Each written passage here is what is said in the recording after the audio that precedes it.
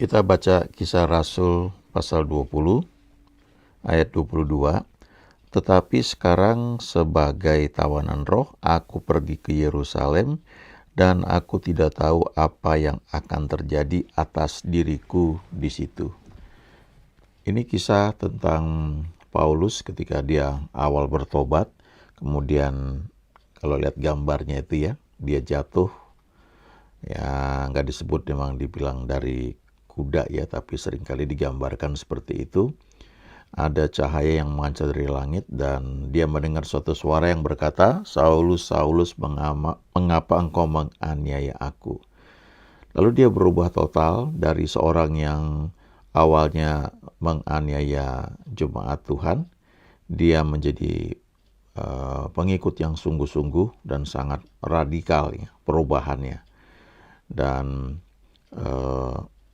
dia punya keberanian yang sangat besar, karena saya kira salah satunya ditekan oleh perasaan apa ya, bukan perasaan bersalah, tapi artinya dulu dia itu menganiaya jemaat Tuhan tanpa pengertian. Dia kira itulah cara untuk menyenangkan Tuhan, tapi ternyata yang dia aniaya itu adalah jemaat Tuhan sendiri. Jadi ada rasa sepertinya mau menebus ya kesalahan dia dulu ya, dia jadi tidak takut mati ya,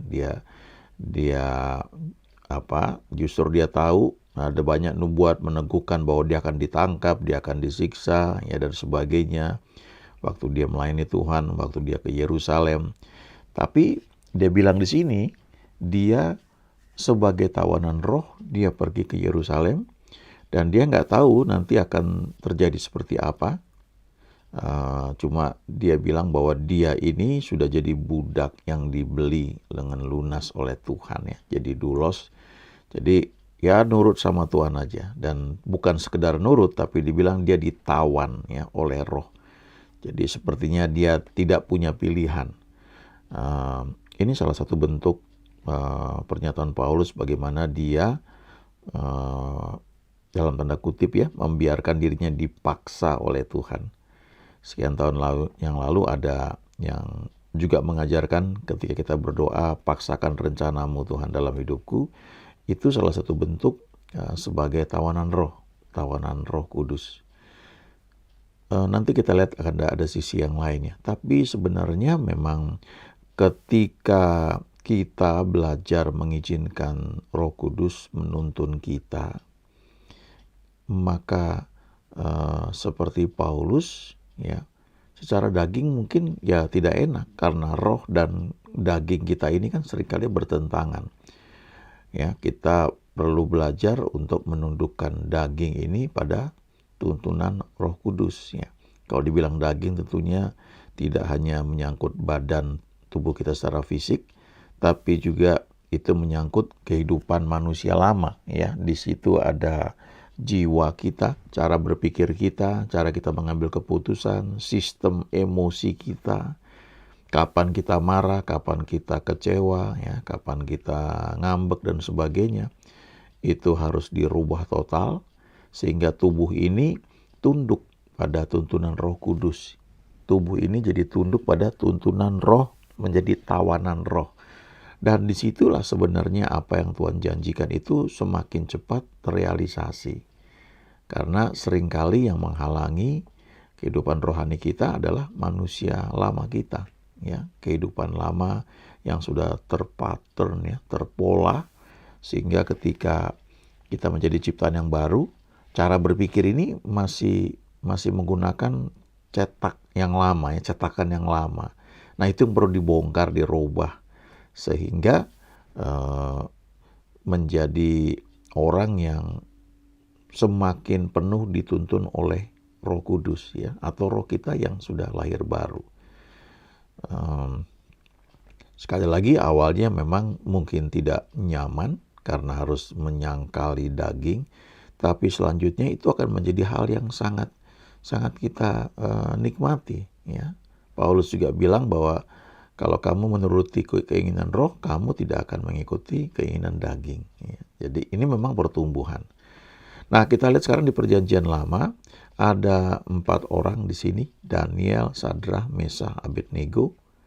Ini juga tawanan, ya. Tetapi ini tawanan pada masa kerajaan Yehuda ditaklukkan, ya, oleh kerajaan Babel. Kemudian orang-orang ditawan dibawa ke Babel. Nah, ini orang-orang yang tidak punya pilihan. Ini tawanan secara fisik, betul-betul, ya. Tetapi ternyata di balik itu semua, ketika orang-orang seperti Daniel, Sadrah, Mesah, Abednego ini belajar untuk tetap mendedikasikan hidup mereka kepada Tuhan, mempercayakan kehidupan mereka kepada Tuhan, sampai soal makanan yang mereka makan, ya, mereka memilih untuk tetap menjauhi makanan yang pada masa itu haram bagi aturan-aturan agama yang mereka jalani, ya. Ini di masa di Perjanjian Lama. Pada masa itu Daniel itu dengan teman-temannya namanya diganti, ya. Daniel menjadi Belzazar, Hananiah nama aslinya itu menjadi Sadrah, Mishael nama aslinya menjadi Mesah, dan Azaria nama aslinya itu, ya, kemudian berubah jadi Abednego. Nah, Daniel punya arti God is my judge, ya, Tuhan adalah hakimku. Hananiah kekasihnya Tuhan, ya. Mishael, siapakah yang seperti Tuhan? Dan Azaria itu, Tuhan adalah pertolonganku. Nah, ketika namanya diubah, ini punya arti juga, ya. Nama-nama menurut kerajaan Babel yang waktu itu mengalahkan kerajaan Yehuda, ya. Semua namanya diganti, ya, tetapi Daniel dia tetap menyebutnya sebagai Daniel, ya. Nah,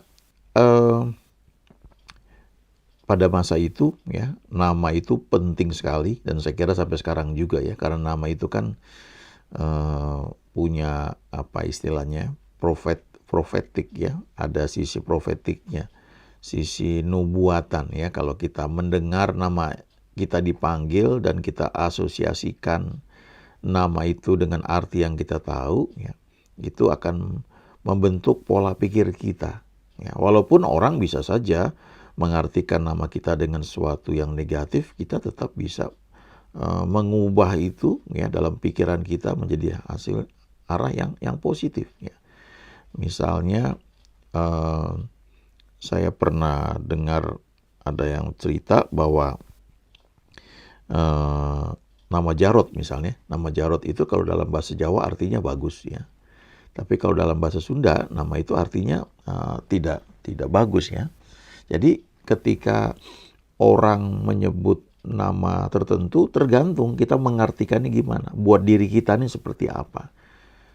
Nah, di Alkitab ada yang namanya gak diganti, ya, Yabes misalnya. Yabes itu artinya bau sial, ya. Itu jadi beban dia seumur hidupnya.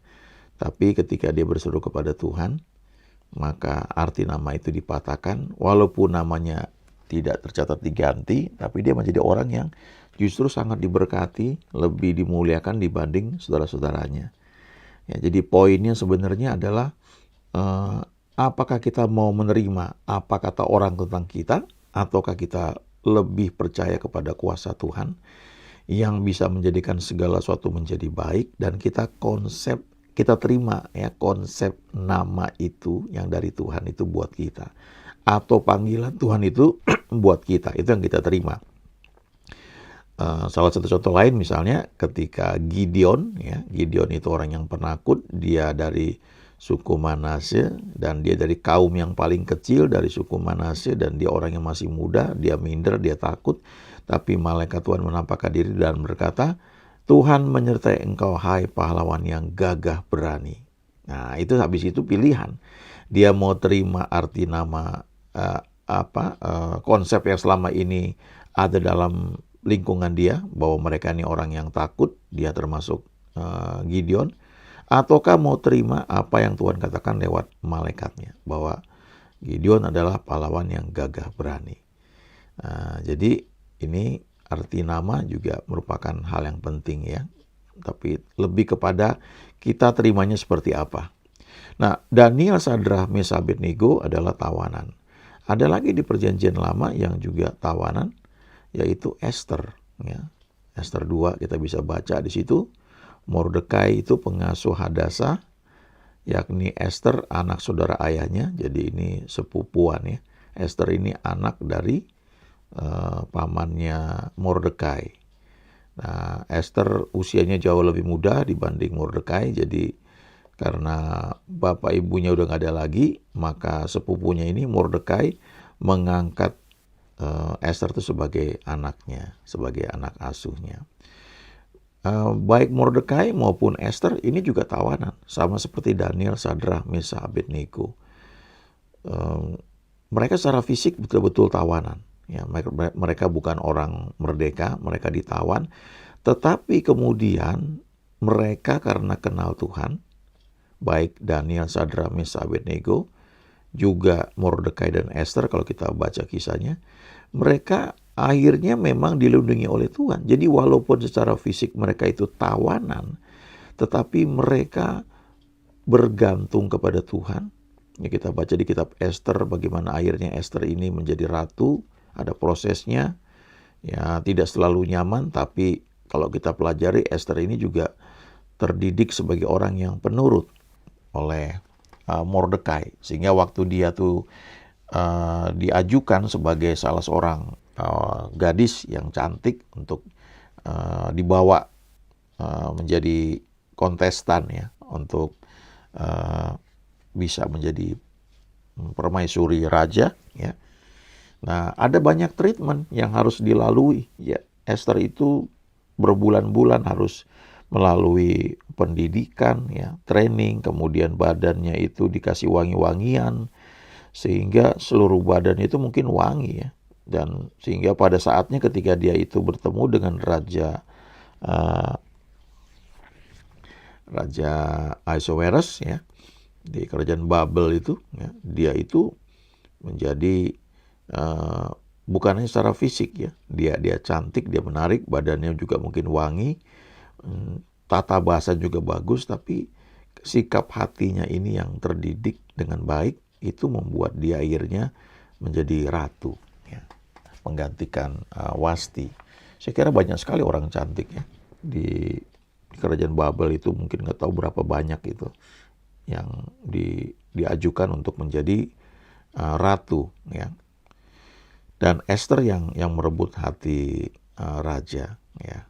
Itu saya percaya tidak hanya secara fisik atau secara jiwa, tapi spirit yang ada dalam hidup dia itu orang yang penurut ya, orang yang bisa memenangkan hati dari Raja Ahasuerus.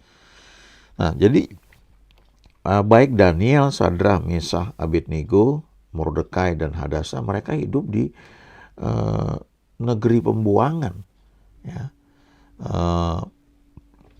Mereka hidup jauh dari kenyamanan ya. Mereka nggak punya pilihan. Daniel, Sadrak, Mesakh, Abednego itu diharuskan sekolah, belajar bahasa tulisan orang Kasdim, dan kemudian mereka harus bekerja pada raja. Dan hidup mereka juga terancam sebenarnya dengan maut ya. Mereka hidup berkali-kali kan ada larangan yang membuat ibadah mereka kepada Tuhan yang mereka sembah itu menjadi taruhannya ya. Tapi mereka sungguh-sungguh ya, dan Tuhan melindungi mereka. Nah, jadi kalau kita perhatikan dalam kehidupan kita tuh juga mungkin kita menjadi tawanan ya, tawanan secara fisik. Mungkin kita berada di lingkungan yang tidak nyaman ya, menyangkut bisa jadi secara ekonomi ya, mungkin sedang mengalami situasi yang tadinya kayaknya bebas, mau beli apa aja bisa, begitu tiba-tiba kita mengalami kesulitan, kita harus menyesuaikan diri, kita seperti ditawan gitu ya dalam hal ekonomi kita. Ada lagi juga yang mungkin dalam hal lain ya, dalam hal pendidikannya, orang yang masuk sekolah militer misalnya ya, memang sudah sukarela mungkin memutuskan untuk masuk di sana, itu dididik begitu rupa ya, nggak nyaman, bahkan sudah dibeli oleh negara istilahnya. Ada tanda tangan dari orang tua yang menyatakan tidak akan menuntut kalau dalam latihan, dalam tugas anaknya tersebut tidak kembali ya, atau tinggal nama atau cacat dan sebagainya. Jadi sudah dibeli betul-betul menjadi tawanan, ya. Nah, selanjutnya apakah sikap kita itu menentukan bagaimana kita bisa menikmati kehidupan kita itu. Walaupun secara fisik itu kita menjadi tawanan. Jadi Paulus ini ketika dia mengatakan dia tawanan roh, ya, di Kisah Rasul, tapi di kitab Roma dia menyampaikan suatu hal yang luar biasa, ya. Dikatakan di sini semua orang yang dipimpin Roh Allah adalah anak Allah. Ayat 14 dari Roma 8. Ya, lalu ayat 15, 16, dan 17. Sebab kamu tidak menerima roh perbudakan yang membuat kamu menjadi takut lagi. Nah, ini perbudakan kan tawanan, ya. Ya, ditawan, dibeli, ya, jadi budak. Tapi dikatakan kamu tidak menerima roh itu. Ya, walaupun kamu mungkin kehidupan kamu tuh jauh dari nyaman. Tapi Paulus bilang, kamu tidak menerima roh perbudakan yang membuat kamu takut lagi, tapi kamu telah menerima roh yang menjadikan kamu anak Allah. Oleh roh itu kita berseru, ya Aba, ya Bapa. Roh itu bersaksi bersama-sama dengan roh kita bahwa kita adalah anak-anak Allah. Dan jika kita adalah anak, dan memang kita adalah anak, ya, anak-anak Allah, maka kita juga adalah ahli waris. Maksudnya orang-orang yang berhak menerima janji-janji Allah yang akan menerimanya bersama-sama dengan Kristus jika kita menderita bersama-sama dengan Dia, supaya kita juga dipermuliakan bersama-sama dengan Dia. Jadi Paulus ini mau menyampaikan, memang, ya, dalam hidup kita itu ketika Tuhan membentuk kita, ya, kita seperti mengalami proses yang tidak nyaman buat daging kita. Dan Paulus mengatakan di Kisah Rasul itu dia menjadi tawanan roh. Rasanya tuh kayaknya kehidupan Kristen tuh jauh dari nyaman, ya. Kita harus menyalibkan kedagingan kita. Dan itu memang betul. Itu tidak salah. Itu betul sekali. Tetapi dia kasih tahu lebih lanjut, ya. Kamu ini anak-anak Allah, ya. Izinkan kamu dipimpin oleh roh Allah, oleh Roh Kudus. Maka kamu akan bisa menikmati kehidupan yang merdeka. Ya, kamu dengan sukacita bisa melakukan tanpa lagi merasa terpaksa. Walaupun kamu menjadi tawanan roh, artinya kamu itu memberi dirimu dipimpin oleh Roh Kudus sepenuhnya. Kamu enjoy, kamu menikmati itu. Ya, ini seperti Daniel, Sadrak, Mesak, Abednego, mereka beribadah kepada Tuhan. Mereka mungkin tawanan, tetapi ketika mereka sungguh-sungguh beribadah kepada Tuhan, walaupun status mereka itu tawanan di negeri pembuangan, di negeri asing, mereka bisa menjadi orang-orang yang dipromosikan dan menikmati fasilitas yang luar biasa. Ya, khususnya Daniel, selama 3 atau 4 pemerintahan dia menjadi orang penting di kerajaan Babel, ya. Walaupun berganti pemerintahan, dan dia menikmati yang terbaik. Tidak hanya itu, kehidupan rohaninya juga luar biasa, tapi memang ada tantangan demi tantangan, ya. Salah satunya terancam untuk dilempar ke gua singa. Tetapi ternyata ketika dia mempercayakan hidupnya kepada Tuhan, dia dilindungi, dia dijagai. Nah, kita perlu belajar waktu dikatakan bahwa kita ini sudah dibeli dengan lunas, ya. Maka kita menjadi milik Tuhan. Paulus menyebutkan dirinya dia adalah hamba, ya, doulos, hamba yang sudah dibeli dengan lunas. Jadi udah gak punya nama lagi, dia menjadi hambanya Kristus. Tapi di sisi lain dia ngerti bahwa dia anak Allah. Dan dia ajarkan itu kepada jemaat di Roma, kepada jemaat di Galatia, kepada jemaat-jemaat yang dia layani, kepada jemaat di Efesus. Dia bilang, kita ini menjadi orang yang sangat beruntung, berbahagia. Betapa kayanya kemuliaan bagian yang Tuhan berikan kepada kita. Jadi tawanan roh, tetapi di sisi lain ada sukacita yang luar biasa. Nah, ketika kita menghadapi situasi apapun dalam hidup kita mengizinkan Tuhan memimpin kita. Kita lebih menyadari bahwa kita adalah anak-anak Allah. Maka kita bisa mengalahkan situasi yang sedang kita hadapi. Apapun itu, kita bisa bersukacita. Paulus juga bilang, aku tahu itu apa kekurangan, aku tahu itu apa kelimpahan, ya.